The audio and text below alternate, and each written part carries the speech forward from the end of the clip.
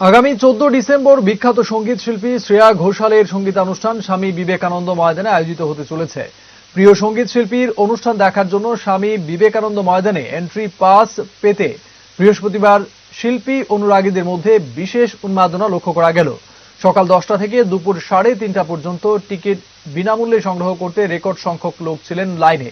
হঠাৎ কাউন্টার বন্ধ করাতে টিকিট সংগ্রহ করতে আসা লোকজন বিক্ষোভ দেখান পর্যটন দপ্তরের অফিসের সামনে।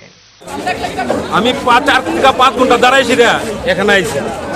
এখানে রাস্তার মধ্যে গেটের মধ্যে ঠেলাঠেলি লাগছে, তো ঠেলাঠেলি লাগতেছি রে, দৌড়াইয়া আমরা কাছে আইছি, কিন্তু আমরা পাইছি না। আমরা গেট বন্ধ করে দিছি আমাদের, আমরা পাইনি, আমরা টিকিট পাইনি। আমরা টিকিট পাইনি, এখানে দাঁড়াইছি, অনেক কথাবার্তা কইছি। কালকে টাইমিং আওয়ার যে টাইমিং শিডিউল দেওয়া হয়েছে ওই শিডিউলে আসার জন্য যে প্রথম আইব সে পাইব, যে প্রথম আইতো না সে নাও পাইতে পারে, এই কথা কইতেছে। এখন আমরা এখন লিভ করতে বাধ্য হইতেছি। কেন কি 5 ঘন্টা দাঁড়াই এখন পাইছি না, তাহলে কালকেও মনে হয় না আশা রাখতে পারি যেন আমি পামু। কালকে আমার কাছে টাইম আছে, আমি দাঁড়া মোলাইনের ভিতরে ওই সময় যেন আমি রিচ করতে পারুম, এটাও আমি কইতে পারি না। সে কৌশল দেখুন তো দূরের কথা।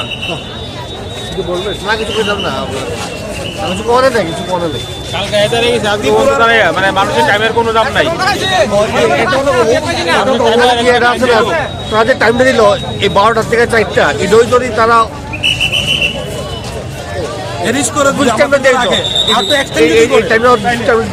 অনুষ্ঠান দিয়ে দিল, মানে এই 10টা থেকে 5:30 তুলি লইলে তো আমরা সুন্দর করে পাইলে 5 ঘন্টা দাঁড়িয়ে পাইনি টিকিট, এটা হচ্ছে সবচেয়ে বড় কথা। 5 আওয়ার